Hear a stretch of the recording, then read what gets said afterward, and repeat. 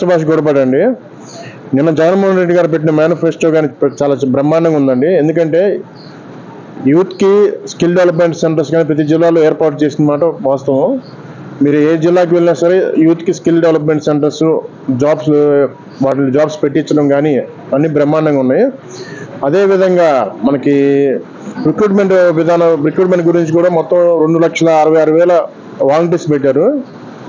ఇంకొకటి ఏంటంటే 1,35,000 మంది వార్డు సచివాలయ ఎంప్లాయీస్ని రిక్రూట్ చేశారు. దానితో పాటు డిఎస్సి ద్వారా 21,000 మందిని రిక్రూట్ చేయడం జరిగింది. మెడికల్ అండ్ హెల్త్ డిపార్ట్మెంట్లో కూడా 54,000 మందిని తీసుకోవడం జరిగింది.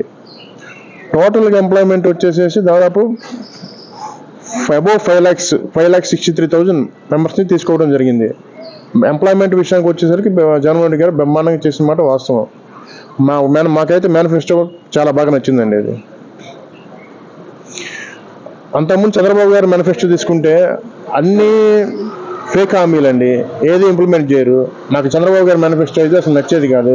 ఇప్పుడు జగన్మోహన్ రెడ్డి గారు పెట్టిన మేనిఫెస్టో అయితే చాలా బాగుంది. ఎందుకంటే జగన్మోహన్ రెడ్డి గారు ఏ మేనిఫెస్టోలో ఏది చెప్తారో అది చేస్తారు. ఆల్రెడీ మనకి చేసి చూపించారు కూడా. ఇంకా ముందు కూడా మనకి మేనిఫెస్టోలో పెట్టింది ప్రతి ఒక్కటి చేసి చూపిస్తారని మేము ఆశిస్తున్నాం అండి.